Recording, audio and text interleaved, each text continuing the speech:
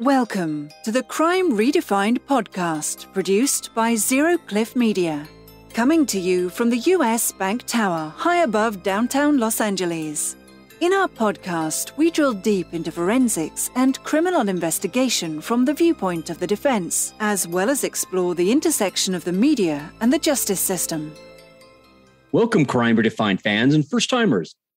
We really enjoy talking to authors and experts, and today's guest covers both bases.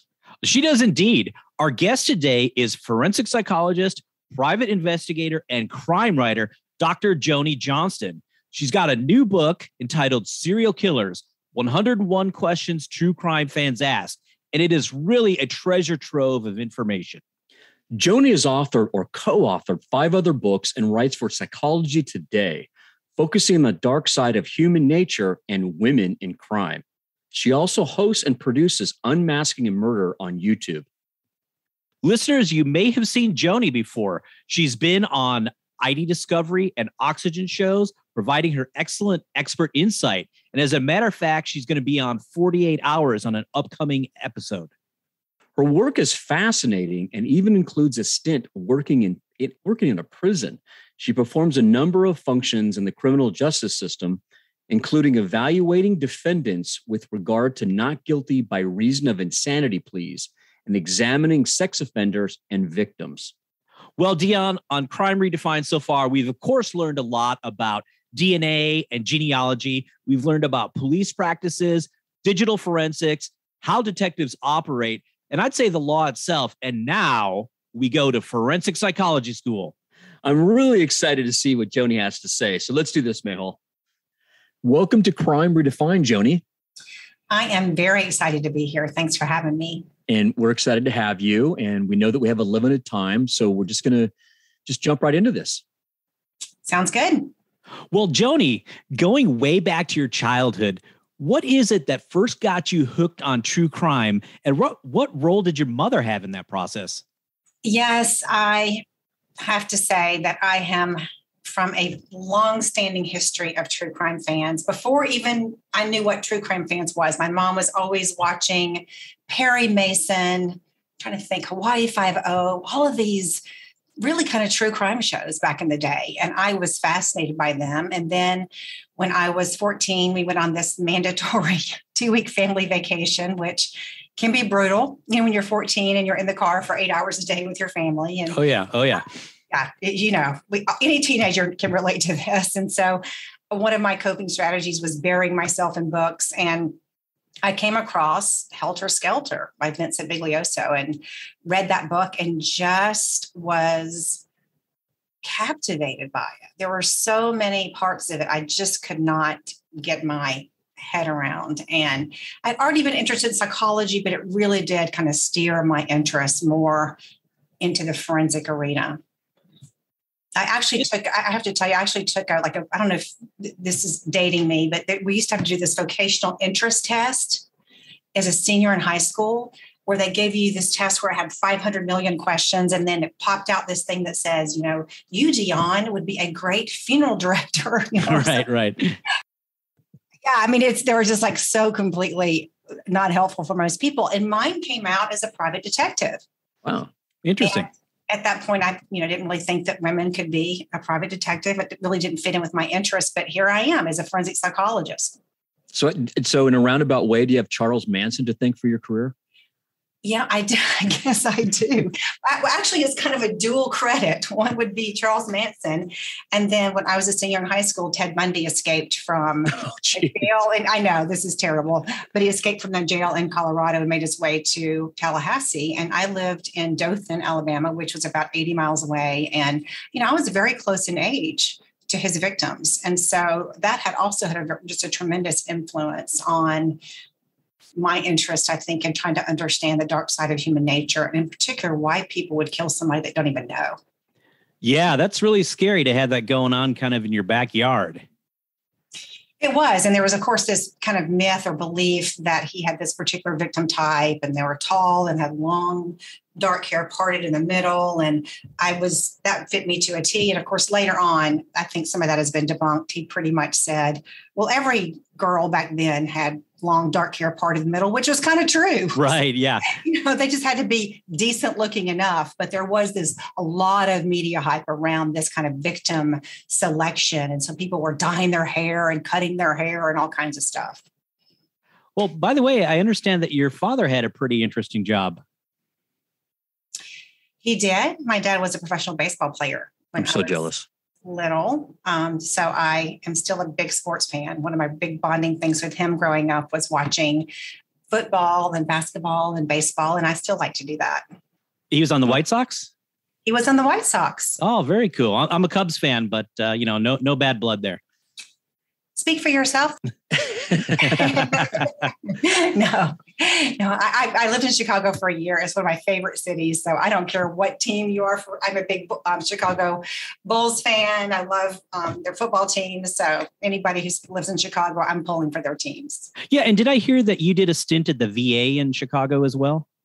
I did. I did my internship at the West Side VA Medical School on the south side of Chicago, which was affiliated with Rush St. Luke's Medical School. So it's funny you say that because my mom was a nursing instructor at Rush. What a small world. Yeah, it really is. It was an amazing, amazing experience. It really was. It was kind of being from a relatively small town in the South and then going and living in the city in Chicago, which I loved. And then the Southside VA, which is no longer in existence, but it was in a very challenging neighborhood. And so I saw some things that were really eye-opening for me. I think my first week I was there, the elevator at the VA opened and a man who had been stabbed in the elevator came stumbling out.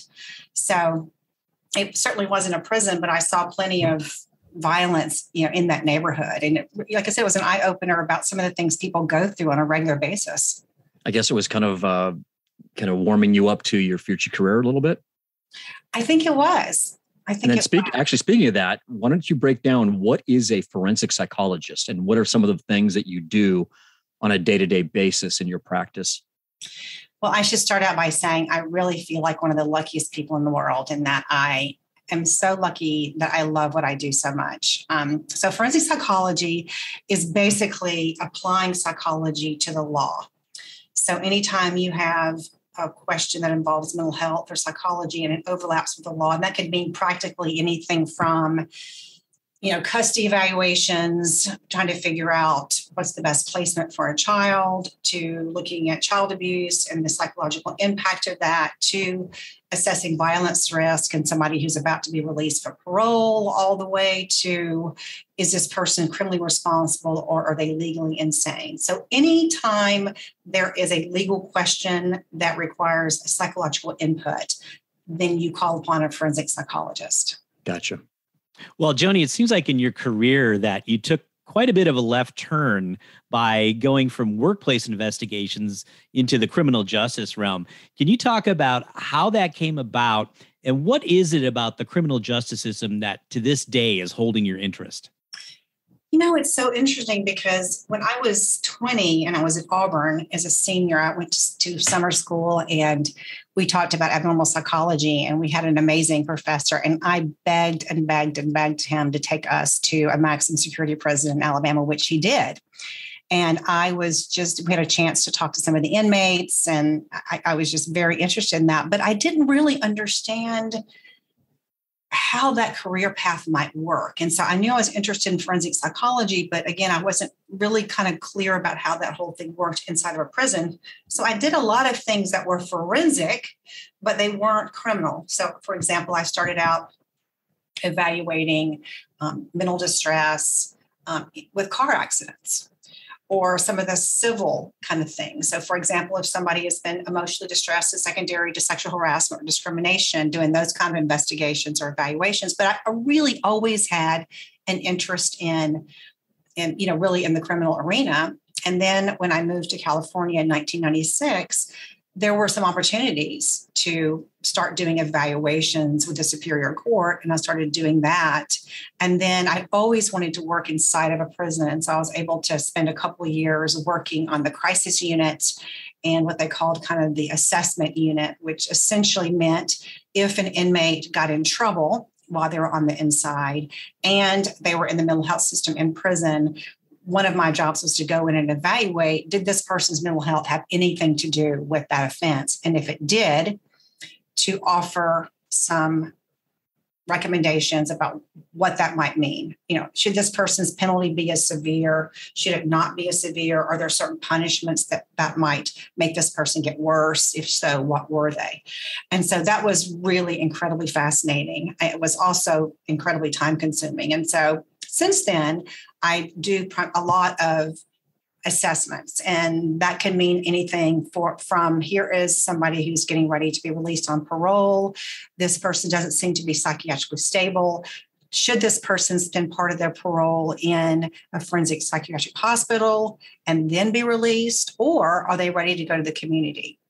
Or here's somebody who has been arrested, detained by immigration. They've committed a crime. Are they legally competent to represent themselves? Because you don't automatically get an attorney if you are not a U.S. citizen and you're facing deportation. So there's a million different ways you can apply this. But primarily at this point, I do assessments in all these different areas. You did, that's probably created the best segue for me. And this is my question here is, what was it like when you first started working at the R.J. Donovan Correctional Institution in San Diego? And when I say first started working, your first visit there, like walk us through the very first time and what was it overwhelming? Were you comfortable? Just what was that experience like? Wow, that brings back so many memories. It really does. So I was nervous as I could be going my first day. And of course, it's quite a process to get inside of the prison. There's, signing the books and showing your credentials and all the gates where you have to wait for one gate to close in front of you before another one opens so nobody can escape. And so it was amazing seeing this huge, huge facility that had all these different yards inside. So it had actually 4 different yards, which really kind of was divided up in the kinds of offenses people had, as well as some other things like, was this person at risk for being victimized by other inmates, et cetera, et cetera. But it really was such a shock in a way. And I will tell you that, I've worked with victims and perpetrators as well, and I know that people are in there for a reason. But what stands out the most for me is going into the administrative segregation unit, which are inmates who are in a very restricted facility, mainly because they've gotten in trouble for something. And so they've been segregated from the population. But they have these things called what they call therapeutic modules. And they look kind of like dog cages standing up. So if somebody goes in one, it's like they're like 2 feet by 2 feet. And so you can kind of stand up and sit down, but it looks like a person's kind of in a cage essentially. And it's for safety for the people who are working with this person. Sometimes it's very necessary, but I have to tell you that was traumatizing for me. I am not embarrassed to say that I got in my car that first day and cried on the way home. So as a visual, reminds me a little bit of the box in Cool Hand Luke, except with a window so you can interact with people. Yeah. Would that be a fair? Yeah, I think it would be. And again, I understand the reasoning behind that. And sometimes it is necessary, not only for the, But you still can have not have any compassion for it's still a human being, right? It is. And I think that's the thing is it's so, everything is kind of theoretical when we're outside. Right. But then when you go inside and you do see human beings who are in these, modules or, things are happening in prison, most of us have compassion for other people. And so you recognize this person is put themselves in that situation. And at the same time, it's still painful to see that person be in that situation. Yeah, I would imagine that you would take exception with them labeling that as a therapeutic solution. Yeah, well, there's, as we all know, there's lots of ways to reframe things. Right. Like our parents, this is for your own good. Right. Yeah, that's a classic. Exactly. And you're like, here I am, much older, and I still don't see how that was for my own good. But, we all have those ways of positively reframing. Yeah, you remember that time when I was 13? Well, you lied to me there. It was not better for me. Exactly. Once again, you kind of really created another nice segue for me. So I want to open this to all the institutions, correctional institutions that you've been to. Can you think of a specific inmate or situation you encountered in prison that was particularly frightening or enlightening? Wow, you're asking me so many interesting questions. One of the things I'm asked a lot of times is, weren't you scared? I spent some time on what they call the C yard at Donovan, which is the maximum security part of it. And so the inmates who have created the most violent offenses are there. And so sometimes you're walking the yard and even though there are guards watching, there's a lot of distance, and you are aware that somebody could get to you before a guard could climb down from the tower or whatever. And I never, ever felt afraid in prison, in any situation. And I think that's a couple of different reasons. One is, practically speaking, if you look at the prison hierarchy in terms of who is most likely to get hurt, it's number one, another inmate, right? Fighting. That's the number one, is you have all these politics and all kinds of things. So you're at risk if you're an inmate. Then your second highest risk is going to be a custody officer, who gets into some kind of conflict, or they've got some kind of beef with each other, and that inmate is kind of out to get that custody officer. Then even further down the totem pole would be probably psychiatrists who may want an inmate to take psychiatric medication, for example, and that person doesn't want to take medication. And so there might be some conflict there. For the most part, inmates, first of all, are not just randomly looking to hurt somebody. And second of all, tend to see mental health professionals as helpers, as people who can benefit them in some way. And so there were a couple of psychologists who got hurt, not seriously hurt, but had some bad things happen. I think one person got his nose broken, and there was a policy that went around prohibiting the male psychologists from wearing ties, which I will leave that to you. Yeah, we know what that means. Yeah. Where apparently somebody had grabbed a tie and started strangling somebody with it. So there were those rare situations that happened. But in general, like I said, most of the inmates in there, they're not looking just to hurt anybody. And they're looking to do their time as the best they can. And again, as a psychologist, you're really low on the totem pole. It was kind of funny because I went to a training one time with correctional officers, which was really helpful because he had this thing where here are the mental health professionals and here are the custody officers. And as you can imagine, they have such different perspectives because these custody officers are with these inmates, a lot of them, 12 hours a day or, 7 days a week. And they might come in our office 1 hour, or I might go out to the yard and visit them. And so there's a lot of teasing and back and forth. And sometimes the custody officers will call us snowflakes. Because there was this sense of like, you all just think the best thing of these inmates. We know what they really do. And I think the truth was somewhere in the middle. I'm sure if I was a corrections officer, I'd have a different experience because my job is different. But you're in there for, I won't say 5 minutes, but a short time. They're in there for 8 to 10 hours a day. So, and not just, it's the time, but it's also the goal and what my job is. Right. My job really is to help that person.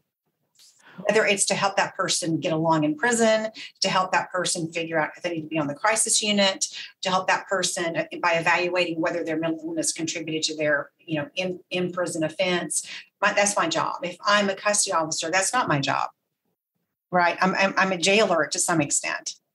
My job is to, make sure that bad things don't happen. It's to monitor the inmates, make sure they get from A to B, make sure they're following the rules. So you can imagine with those different roles, the experience is going to be different. Well, Joni, you just did a great job of painting a picture of what the prisons are like. I'm also curious about psychiatric hospitals. Can you tell us a little bit about, what you've seen in there that's disturbing, and which one to you is a little bit more disturbing, the conditions in the prison or in the psychiatric hospitals? Well, I certainly think that the goal of a forensic psychiatric hospital is different than the goal of a prison. Not that there aren't services, and there's some really good services in some prison to help people get ready to release, to be released, to help people make some progress in their lives while they're inside, to get some mental health treatment. But those are really secondary. I mean, it's a very structured environment, and the goal is really follow the rules. That's your job in prison. Follow the rules, do your time, and get out. Whereas in a forensic psychiatric hospital, even though it's forensic, meaning everybody in there, it's a closed door, you can't just get up and walk out. You have been court ordered there. It's still a hospital. And the goal is treatment. The goal is to help you get out of this hospital, either to get out of the hospital and go back to prison, or in some of the evaluations that I do, it's to evaluate that person to see if they're now safe to be released. And I think one of the important points to remember is that with some of the people in a forensic hospital, they've already served their time. So they're no longer inmates. They're now civilly committed. So they're serving their parole, part of their parole. And so so they can get out and be a part of society. So the goals are different. And that actually is another great, segue into my next question is, what do you like and dislike about being involved in parole board hearings? And once again, I'm going to ask you to kind of set the stage. So is it just you? Is there a panel? What's the setup of the room, and who's specifically involved in those hearings? I'm going to be able to kind of partially answer that because I'm a piece of that pie, and I'll set it up for you a little bit, but I'm often not in an actual parole review. So an example might be, here is this inmate who has now been in a forensic hospital, and there's a question about whether he should be released or not. And I'm asked as part of that piece to go in and evaluate, review his records, talk to his treatment team, interview him or her, and then write a report that basically says, yes, I think this person can be monitored on an outpatient basis. No, I think this person isn't ready to be released. So I'm not the decision maker. I'm part of that pie. And typically what I do is I then submit that report to the court. So I'm submitting it to the parole board or the report, and then I'm not typically asked to then testify at that parole hearing. Well, Joni, to switch gears a little bit, tell us about your podcast and also the Unmasking a Murderer show on YouTube. And don't be afraid to plug away. Well, I started doing that a couple of years ago. And I think the reason for that is, I was a true crime fan before I became a clinical / forensic psychologist and private investigator. And I really enjoy reading about cases and researching them. But I have to tell you, and one of the things I do appreciate about your show is I see this exact same thing in the way that you interview, is the helping part of me struggles with that. So it's like, I'm very interested in these stories. I listen to plenty of podcasts that strictly talk about the story. I will probably always be interested in these stories. But then I feel like, so what? Like I'm a psychologist. I've got to be helpful in some respects, whether that is helping to explain or try to explain why this person did what they did, or how the courage of the victim or the family or whatever. So I started my YouTube channel thinking, okay, I'm going to have two parts to this YouTube channel. One is going to be telling the story, and the other part's going to be talking about it from a forensic psychologist point of view. So that is my goal in doing that. And then how did you come to write for Psychology Today? And then how did that lead to your latest book, Serial Killers, 101 Questions True Crime Fans Ask? I have such amazing readers. I've been doing this now for, I think it's since 2010. And so I started writing a forensic psychology column or law and crime column, which I honestly can't remember if they approached me. I think they did. It was years ago. I think I was one of the early people, so it was maybe easier to get in. I don't know. But they asked me if I wanted to write a column, which I was very interested in. I love the intersection between psychology and law, and then talking to people who are not professionals and trying to communicate this information in a user-friendly way. So that's something I love to do, and I've been doing this for many years. Even in Dallas, I had a small news segment for a while talking about some of these kind of issues. So it's right up my alley. So I started writing this monthly blog for them, and started getting just a ton of questions about serial killers and poisoners and all that kind of thing. And I, do a lot of research on that and encounter a lot of violent offenders in prison. But I also felt like, hey, I don't know everything there is to know there. So I started keeping a list of all the different questions I got. And some of them I knew the answers to, and some of them like, wow, that's a great question. I want to see what the research is out there. It's so hard for there to be really good research on serial killers because it's so hard to have access, number one, to interview them. And number two, a lot of times they don't tell the truth. So there's a party that kind of goes, okay, I can talk to this person, but is it really going to be helpful? So I started doing the research and I kept a list. And then kind of during the pandemic, I thought, I'm going to sit down and write out all the different questions that I've gotten and try to answer them.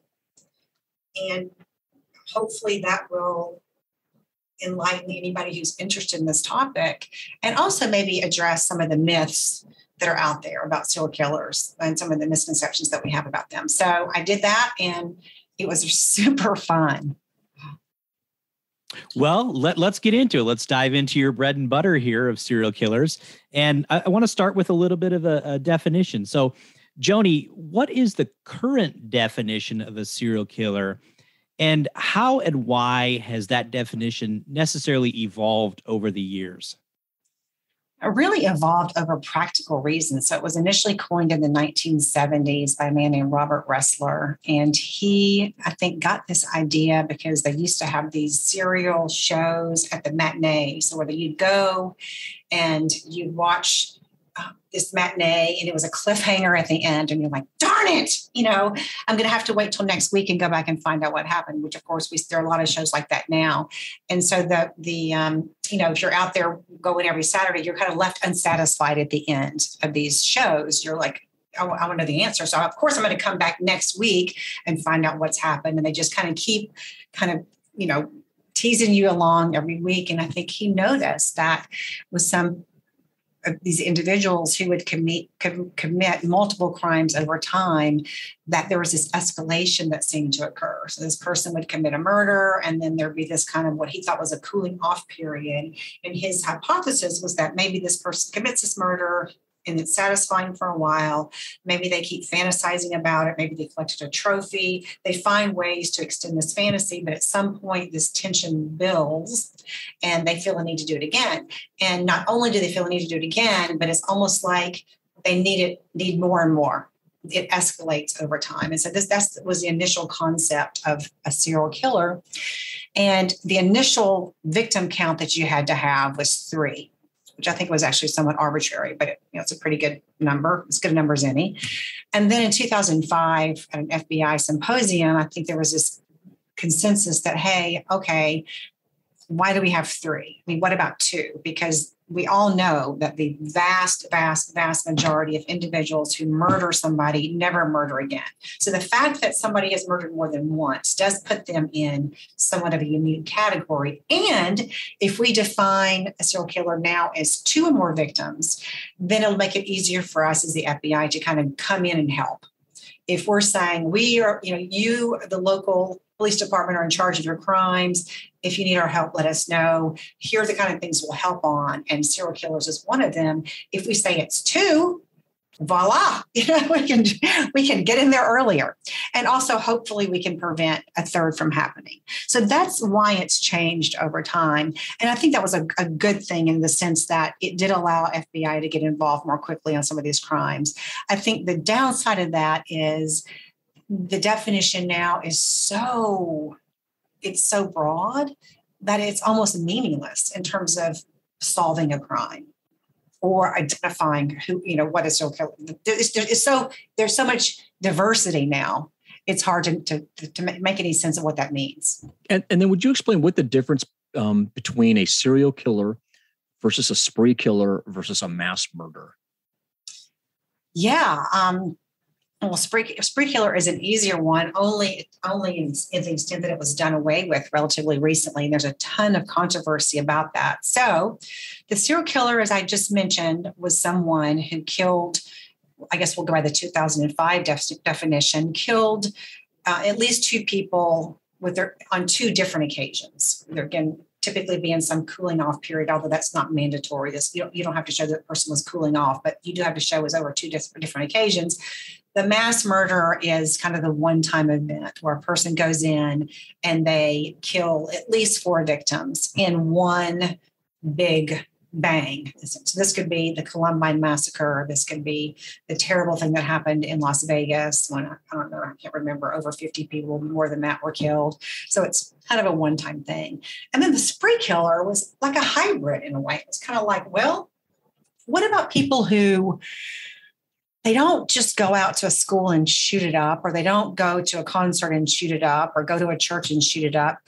They kind of go on this tangent almost where they will kill multiple people in a short period of time. They'll go here and they'll go here and they'll go here and they'll go here. So it's kind of like there's at least two different events in two different places. That kind of sounds like a serial killer, but then it's a lot shorter in terms of how most serial killers operate. So are they more like mass murderers? Are they more like serial killers? So there was this decision that we're just going to do away with the spree killer. It's too complicated. And we are going to say, okay, if somebody kills, two or more people in two different locations, two different events, we're going to call them a serial killer. So the controversy is that you see some what would used to be spree killers who seem more like serial killers, but then you see other what we used to call spree killers who look psychologically and in their behavior more like mass murder. So, for example, the actual perpetrator's name isn't coming to mind, but there was a man a couple of years ago who ended up killing, I think it was 6 people. I'm going to get some of the specifics wrong, but I think the general idea is right. He had been involved in a very nasty custody dispute, and several years ago, and he ended up in the space of a few days going out and killing,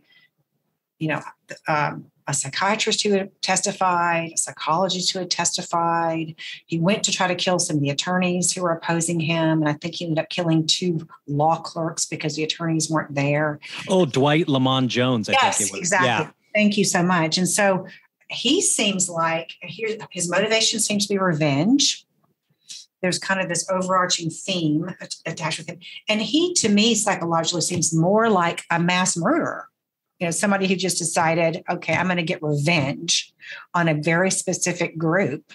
And he set about in a very short amount of time doing it. So there are some people who are saying, okay, we shouldn't have done away with this idea of spree killers. And we're still in flux. That controversy has not been solved. So far, there's no serial killer, no spree killer that's been recognized right now. Well, Joni, I understand from your book that the U.S. has a murder rate that is pretty much in line with, being average when compared to other countries. Yet we lead by far in the number of serial killers. What are your thoughts on why that is? You are absolutely correct. And it's kind of, it's somewhat comforting to think that we fall in the middle of ground in terms of overall murders. It is because I think most people in the United States and outside think we are just the murder capital of the world, that we're just the most dangerous place to be. And a lot of people have that idea. And we don't know exactly why that is. I mean, there's some theory, and I think there's some merit to it, that because our culture is so individualistic, we focus on competition, we focus on, kind of being the best, we focus on individual achievement and kind of a capitalistic view, that maybe that some of those values, which of course there are so many wonderful things about those values, and it's really brought our country into a wonderful place economically and all those kind of things, that it also may, though, for individuals who are disturbed, have psychological issues, have personality disorders, whatever, that kind of, individualistic perspective, that kind of competitive nature, whatever, may actually translate into more of a sense of, okay, I'm going to be the best. I'm going to stand out. I'm going to leave my mark. I'm going to win. It kind of channels it into a dark way. Joni, can you explain the McDonald triad of red flag behaviors of serial killers, and then give us your thoughts on its usefulness? Yeah, that sure would have been nice, wouldn't it? If that just totally panned out. We could just start doing a checklist from kindergarten. Okay, you're going to give parents a little bit of a blueprint to follow, right? Yeah, and it's interesting because McDonald, who was the person to have this idea, he himself later said, I'm not saying that everybody who does these things is going to become a serial killer and mass murderer. He recognized there seemed to be some correlation between these childhood behaviors or problems and later propensity for violence. And so the McDonald triad consisted of enuresis or chronic bedwetting, particularly over the age of 7, fire setting, and animal cruelty. And that has been perpetuated in the media. Understandably, it's easy to get your head around that. And the thinking was, okay, if a child has all 3 of these, they are definitely a kid who is at risk for becoming very violent as an adult.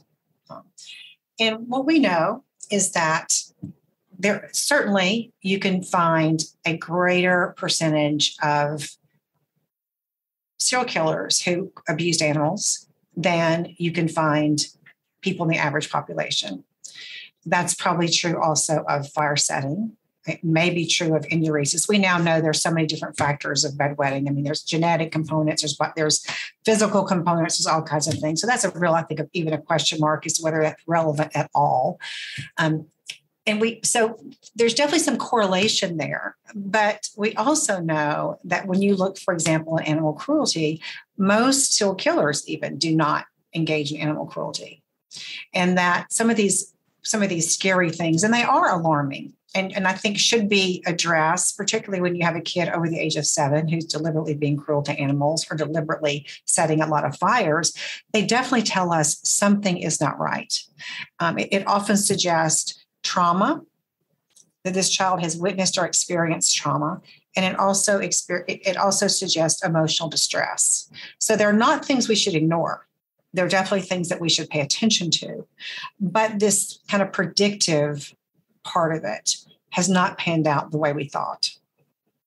Well, going on to another possible predictor, can you talk a little bit about the so-called warrior gene and how good of a predictor that actually is of a person's propensity for major violence? One of the challenges, I think, especially in the courtroom, we're seeing a lot more attempts to look at genetic components, biological components, neurotransmitter dysregulation as explanations for criminal behavior. And we can find these correlates on a group setting. So we can find that, you might have more individuals with certain neurotransmitter dysregulation. You might have more individuals with this MAO gene that may exhibit more aggressive behavior. Now, we know that the MAO gene is pretty common. I mean, you can read studies that up to 40% of individuals have this MAO gene mutation, which, I think there are probably a lot of us who have that are not going around running amok and hurting other people. So we're finding that there are these correlates of, like I said, this warrior gene or some of these imaging differences and those kinds of things. The challenge, though, I think, is applying these group findings to individual behavior. And I don't think we've made that leap yet. We cannot point to a gene, to a neurotransmitter problem, to anything, because criminal behavior is different. It probably is true that some of us develop or are born with genetic predispositions to psychopathy, for example, to irritability, to aggressiveness, to all kinds of predispositions, but that's not translating into behavior. It's much more complicated. And that's the challenge. What do you think the number one motive is of serial killers? I think when you look, I mean, first of all, and I know you know this because you do so much research, and I know for your podcast, but we know that there is such a diversity of motives for serial murder, and that seems to get somehow buried under the, Ted Bundy's and John Wayne Gacy's and Jeffrey Dahmer's, all the sexually motivated serial killers. When you look overall at the number one motive, it really is enjoyment, which is so much less complicated than we think. It's too simple for people to accept. It is. When we talk about enjoyment, it can mean, a feeling of control, is a huge one that you hear a lot. And there's a sense of control that people get when they're have power over somebody else. So that, I get pleasure out of doing this. I get joy out of it. But so it really is enjoyment. That's the number one reason. And then secondary to that, and sex, I think, would fall underneath that, but it's a smaller subset. It would fall under that umbrella of kind of pleasure. And then second to that, which often gets ignored, is money or financial gain. I see that's popular with the ladies. It is. It is. It's funny because I was talking to, I teach a class for a university, a program on public policy and the law and psychology. And we were talking about the fact that if you look at the serial killers in 1900, 35% of them were women, which is pretty big. That's a pretty large percentage. If you look at the percentage of the serial killers who are women in 2010, it was 7%. And so you kind of go, how could that be? And we don't know, but we do know that when you look at the economic opportunities, at the lack of property rights, at the ramifications for women of getting a divorce and those kinds of things, you kind of wonder if that some of those issues, again, not for the average woman. I mean, most people were not solving their economic deprivation by murdering their husbands. But I do think that there are cultural factors that come into play that for individuals who lack a moral compass, for example, make it more attractive for them, particularly when those other avenues are blocked or limited. So to that extent, if there is some relationship between the fact that, wow, that statistically the number of female serial killers has gone down with the more economic rights and freedoms that women have had, it kind of argues that maybe women's lib was a good thing for men, as well as women from a survival standpoint. You make a point. Fair point. Well, Joni, on average, how many potential victims does a typical serial killer approach or size up before they actually go for the kill? I remember this. I know there was that study that was done that's in my book, which I'm kind of blanking on, but if I'm remembering correctly, I'd have to look it up, in the 30s, I think, like 30 something. And it was kind of fascinating to me because one of the things I have been interested in is kind of, very few people have escaped serial killers that we know of. And one of the questions I got is, what are your best odds? And so I learned, that number one, this one study that was done out of Germany is that, serial killers will approach many people before they find their victim. And number two, the takeaway point, which was just pretty scary, is, your best chances obviously are when they first try to, get you or grab you, that once that person has you in their car, in their house or whatever, your odds of surviving go way down. Yeah, interesting. Yeah, it's good to have those helpful hints. Yeah, my poor children. I've got two boys and two girls. They're older, and I've probably traumatized. Yeah, right. When my daughter went to college, I sent her things like, this fingernail polish will detect a date rape drug. So put the fingernail polish on and put your finger in it. You're just like, stop, Mom. Stop. In this case, mother does know best. Yeah, you're traumatizing me. I'm like, all right, okay. As long as you've got your birdie, which will make a loud noise, and your mace or whatever. Okay, I'm good. Well, Joni, we know you're short on time. We want to hit just a few more topics here if we could. One of the fellows you talked about in your book, H.H. Holmes, was really America's first serial killer. And he's somebody that we've talked about quite a bit on the show. As a matter of fact, we had his great-great-grandson, Jeff Mudgett, on. And I was curious, how much did you study Holmes?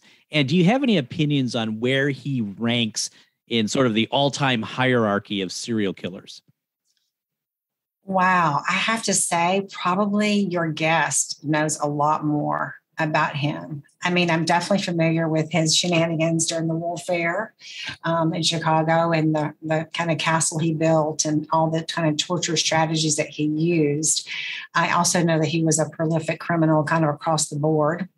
Seemed like what we call criminal versatility. I think he was a cheat and a bigamist and all kinds of things. Yeah, he checked a lot of boxes. Yeah. Yeah, he didn't just limit it to serial murder. He kind of was a Renaissance man. A Renaissance man when it comes to crime, which honestly is not that uncommon. So I mean, I know those things, and I know that he confessed to a lot more murders than he committed, and he certainly was indiscriminate in terms of killing children. As well as, men. And I mean, he was pretty indiscriminate. So it's hard for me to say how he ranks. It probably would depend upon how you slice and dice it. So to speak. No pun intended there. Here's another kind of a chart topper for you, the Golden State Killer and how he was caught with genetic genealogy. Can you talk about the uniqueness of having at least 3 separate MOs and then signatures over the course of his criminal life? I thought that was really unusual in your book. Yeah, I think it really was unusual. And it just, I mean, you kind of wonder how much of this was him being a police officer, part of his career. I know he used to kind of work burglaries, so that would be a pretty good training ground if he wanted to commit those. But yeah, I think he really is unique. And I mean, we know that serial killers, that their MO and even their signatures, which change less, but they can change over time. But I'm not familiar with another serial killer who literally had these 3 almost separate lives, criminal lives, where they're in one area. And I know that it's not unusual to have, particularly when you have a sexually motivated serial killer, for this kind of evolution where you have these kind of fetish burglaries where you're going in and you're, stealing all kinds of things and doing kind of strange things in the home. That's not uncommon as a beginning, and then progressing to rape and then progressing to murder. But he really did kind of separate that out. And it's kind of fascinating. And that nobody knew. Nobody made that connection between, which is understandable. He's in here in this one area and he's doing this, and he moves, he starts doing all these rapes and things, and then he moves and he's doing, and I know that's not, I'm oversimplifying it, but there are these kind of different regions, and he starts, killing and doing all kinds of really sadistic things to his victims. And that is such a wonderful story. I mean, the best part of that story to me is he was caught and how he was caught, which is just ingenious. And using that genealogy to narrow down his family tree. And I know there have been several, you may have had people on your show, several identifications of these old cases since then. It's just a game changer, I think, in terms of, particularly with cold cases. Well, Joni, besides, of course, presumably promoting your latest book, what's next for you? Do you have any media appearances coming up? I do. I have several. I am so lucky that I've met some different producers, and I've done some work with various investigation discovery shows. So I just filmed a couple of those, and I'm going to be doing an interview with 48 Hours in a couple of weeks, which I'm very excited about. And I always have way too many writing projects going. I'm hoping to do my next book on international serial killers, because there are so many fascinating stories from around the world that we don't tend to hear about or know as much. So I have lots of irons in the fire. That's great. And we really want to thank you for teaching us today and raising our serial killer IQ.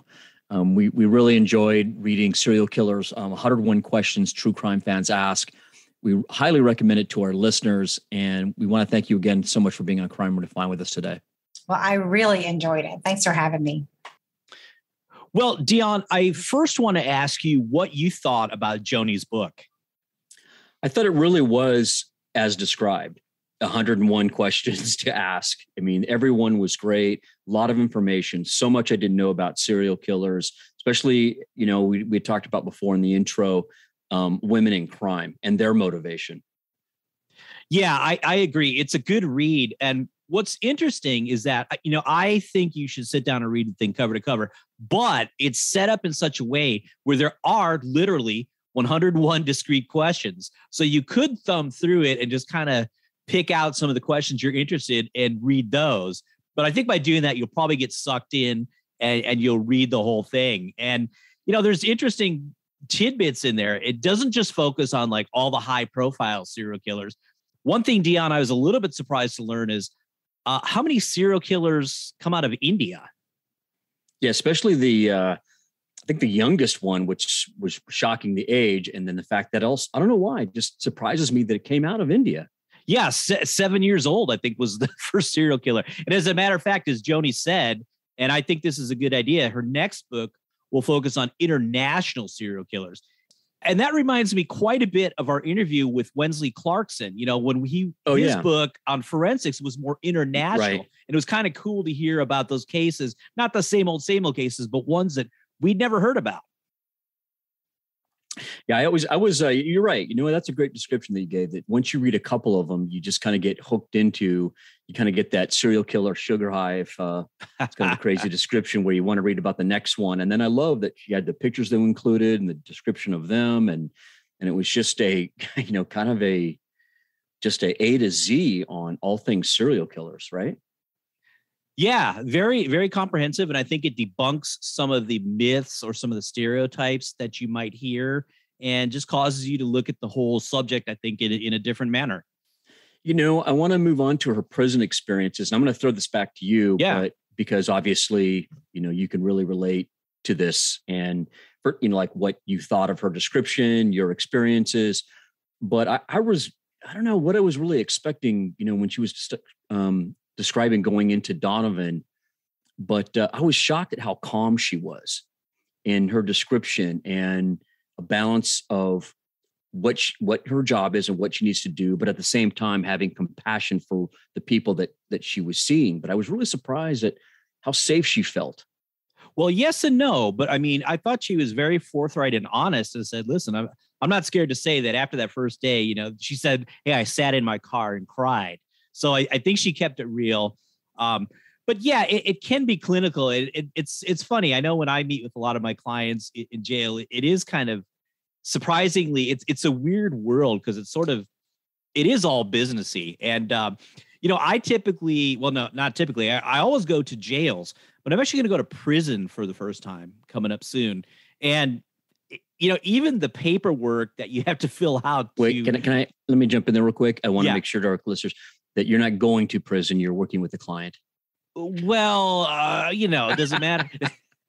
So, yeah. I want to make sure that, hey, you're not going anywhere. You didn't have any time or anything. No, I will be here for the next episode. Yeah, that's but, I was saying that you have to fill out all this paperwork as sort of a background investigation. And you have to you look at the rules like, well, we will not negotiate with hostage takers and stuff like that. See, that's the stuff that I'm looking for. Yeah. When I ask people about to give, I want it's terrible, comparison, but how the sausage is made. Like you get out of your car, right? You walk in, there's got to be an intake for you. And I want to hear those little tidbits. Like I had to fill out all this paperwork. Well, what do they ask you? And there you go. One of those things is that you're signing away your life, that they're not going to come and rescue you. So it sounds cool, but then you start reading this paper and go, oh man, wait a minute. This is kind of intense. And, I was trying to think, Dion, through the various descriptions of what's a serial killer, what's a mass murderer. And I have met with at least one serial killer face to face. And it was actually in a jail setting. But, we were in a room together, no cuffs, no restraints, anything like that. And yeah, I felt comfortable. I mean, I wasn't exploring his psyche or anything like that. It was more all business, but there is sometimes a weird calm in these jail and prison visits. But, I've seen some weird stuff too. Like I think I told the story before. I met with a guy who was a biker. He was clearly just drunk off his ass, when he met with me. And it's like, well, how does this go on in the jail? And he was like, well, I'm sorry. I didn't realize you're coming today. This is actually my party day, as if it was a See, that's the stuff I like to hear, okay. And then I know one time I had a particularly rambunctious pro per, and I attended a lot of his hearings, and it actually got to the point where I would sit at the counsel table with him, which is somewhat rare. But these hearings had a lot of complicated DNA issues, and I think in some regard, Deanna is a little bit of the pro-per whisperer here. So I think my presence there kind of kept him calm and focused. So the judge was okay with that. But as he started developing or showing more signs of issues with mental health, all of a sudden they weren't comfortable having me sit next to him. Now, I never had a problem with him, but they could kind of sense that the danger was increasing. And there was one time down in the basement where they keep the inmates during court hearings, where his standby attorney was there and he just started going off, F you, F that. And then he actually started with me a little bit too. He's like, well, F you too. But then I kind of brought him down to earth, and also he wanted to share his lunch with me. So it's really an adventure, and it is an environment that you have to get used to. Much like I think Joni said she did. And that's why she became calm, eventually. Yeah, I was really impressed in how she was able to kind of keep everything, tucked in. I guess my point was earlier on is that, yeah, she went outside and she had a good cry, but I think that's a natural human reaction based on what happened. But I mean, there's one thing that's talking about it, and then there's another actually going through the gates, hearing that thing shut behind you, going on to the next one, and then being surrounded by, the prison system and then, going in the yard, et cetera. And I was really impressed of how she described how she handled all of that. Yeah. And like I've said a million times, if you're going to work in this business, you need to see the front lines. You need to see how this actually affects someone. You need to see what the conditions really are like in prison, and meet with the people and see the humanity that, regardless of everything else going on, there's a human element here that we can never forget. Yeah, that's right. I think that's a really good comment. Something else I found that was interesting in her book was that one of the major motivations for serial killers was thrill seeking. I don't know why that really struck me as odd. And like Joni said, you assume that there's always a sexual component based on the serial killers that are covered most heavily in the media, but I would never guess one of them would be thrill seeking. Yeah, I mean, I guess the sexual component is literally sexy, and it's more disturbing, I suppose, and that's why you hear about it. The better headline. Yeah, and so another high-profile guy, Golden State Killer, kind of the story about him has really become this genealogy, right? I mean, how he was caught. Right. And he had such a long crime spree that I think interest in him sort of went up and down over the 40 years or whatever. But the guy literally had 3 distinct names that would describe his various eras. So first he's the Visalia ransacker. Then he's the East Area rapist. Then he's the Golden State Killer. So certainly you don't think that this is the same person. And I believe ultimately it took DNA to associate the 3 of them. So Dion, I'm wondering, if you look at the pictures of D'Angelo, it just seems to be age. Well, first of all, he's an older guy, and he just seems to be aging every time you see him. So I'm wondering, Dion, how long do you think this guy is actually going to live? Is this going to be another Robert Durst situation where, Robert Durst is essentially half dead during the trial? He gets convicted, and I don't know a month later, he's dead. Yeah. What do you think about Golden State Killer? How long does he have? I don't think it's going to be long. I think the internal aging that this does on your soul, your mind, I think it puts you just into hyper aging. And I think that's why once these guys get caught and there's that almost a sense of relief they're inside, it's almost like they just give up. But I wouldn't be surprised one way or another that he doesn't last more than a year or 2 in prison. Yeah, absolutely. Would be my guess. Right. It was interesting how Joni said that she really put her thoughts together for the book during the pandemic. And it makes me think, I hear so many stories like this, people learning like 3 languages, during the pandemic, and she write a book, and I'm thinking, man, what did I do? I know. What did you do? Yeah, exactly. Where did the time go? Well, you can check out Joni's website at drjonijohnston.com. Let me spell that. Joni is Joni, Johnston, Johnston. And at her website, you can learn a lot about Joni. You can buy her book. You can find links to all of her projects. And she's also on Twitter at Dr. Joni Johnston. Well, Crime Redefined fans, we hope this added to your knowledge of criminal investigations. I know we learned a lot. How about you, Mehul? Absolutely. You know, I'm always learning on this podcast. Thanks again for listening to us and following us and commenting on social media. We really do appreciate it, and we read all the comments. Special shout out to the Verbal folks for having us as a true crime ambassadors and for all of the wonderful promotion they've been doing. Until next time, stay safe. Like us on Facebook and follow us on Twitter at Crime Redefined. Please send us your comments and questions and join us for the next episode.